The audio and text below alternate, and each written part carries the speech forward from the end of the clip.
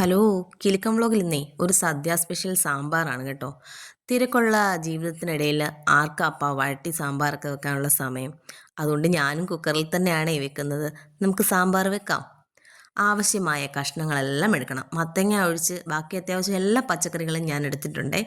പിന്നീട് നമ്മുടെ സാമ്പാറിൻ്റെ ഹൈലൈറ്റ് എന്ന് പറയുന്നത് കൊച്ചുള്ളിയാണ്, നമ്മുടെ ചുമന്നുള്ളി. സവാളയെക്കാട്ടിൽ എപ്പോഴും ബെസ്റ്റ് ചുമന്നുള്ളി തന്നെയാണ്. പിന്നീട് മുരിങ്ങയ്ക്ക, തക്കാളിക്ക ഇവയ്ക്ക് ഒഴിച്ചുവിടാൻ പറ്റാത്ത ഐറ്റംസാണ് സാമ്പാറിലെ.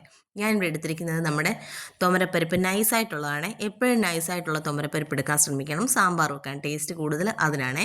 പിന്നീട് നമ്മുടെ കറിവേപ്പിലയും, ഇത് മല്ലിയിലയാണ് കേട്ടോ. ആഫ്രിക്കൻ മല്ലിയില എന്ന് പറയും. നമ്മുടെ തമിഴ്നാടിൻ്റെ മല്ലിയിലയെക്കാട്ടിൽ 10 ഇരട്ടി ഗുണവും സ്വാദുമുള്ള മല്ലിയിലയാണ് എനിക്കിവിടെ ഉണ്ട്. ഞാൻ അതുകൊണ്ട് ഇതാണ് എപ്പോഴും ഉപയോഗിക്കുന്നത്. പിന്നീട് ഇത് വെക്കുന്നത് എങ്ങനെയാണെന്ന് നമുക്ക് സ്റ്റെപ്പ് ബൈ സ്റ്റെപ്പായിട്ട് നോക്കാം. നമ്മൾ ചതുര കഷ്ണങ്ങളാക്കി കട്ട് ചെയ്ത് വെച്ചിരിക്കുന്ന വെജിറ്റബിൾസ് എല്ലാം നമ്മൾ കുക്കറിലേക്ക് ഇട്ട് കൊടുക്കുന്നു. അതിൻ്റെ കൂടെ ആവശ്യത്തിന് തുമരപ്പരിപ്പ് എടുക്കുന്നു. പിന്നീട് നമ്മുടെ ചുമന്നുള്ളി ഇട്ട് കൊടുക്കുന്നു, തക്കാളിക്ക ഇട്ട് കൊടുക്കുന്നു, നമ്മുടെ മുരിങ്ങയ്ക്ക ഇട്ട് കൊടുക്കുന്നു, കറിവേപ്പില ഇട്ട് കൊടുക്കുന്നു.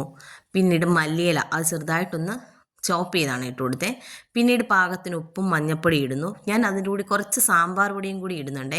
പിന്നെ നിങ്ങളെ കാണിക്കാൻ മറന്നുപോയ 2 സാധനങ്ങൾ ഞാൻ ഇതിൽ ഇട്ടിട്ടുണ്ട്. അപ്പോൾ എൻ്റെ ക്യാമറ ഓഫായി പോയതുകൊണ്ടാണ്. ഞാൻ 2-3 അല്ലി വെളുത്തുള്ളിയും ഇട്ടിട്ടുണ്ട്, കായവും ഇട്ടിട്ടുണ്ട്. ഈ സ്പൂൺ ഇടുന്നത് എന്താണെന്ന് വെച്ചാൽ കായം ഇടുന്നത് കാണിക്കുന്നുണ്ട്.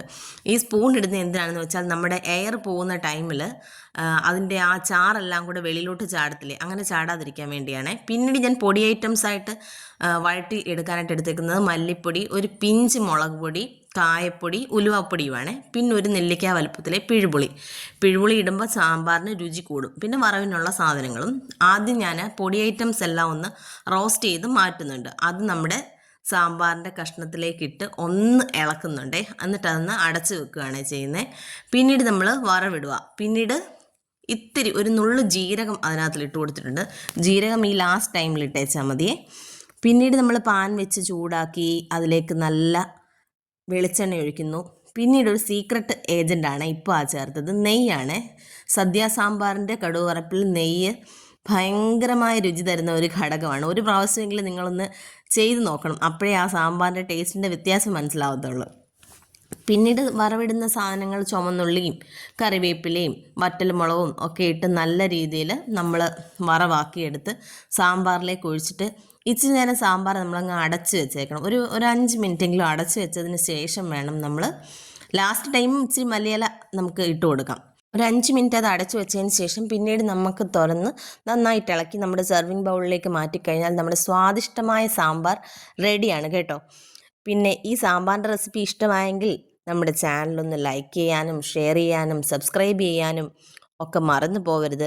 ആ ബെൽ ബട്ടൺ കൂടി ഒന്ന് അമർത്തണം, എങ്കിൽ മാത്രമേ നമ്മുടെ നോട്ടിഫിക്കേഷൻസ് കൃത്യമായി നിങ്ങളിലേക്ക് എത്തുകയുള്ളൂ.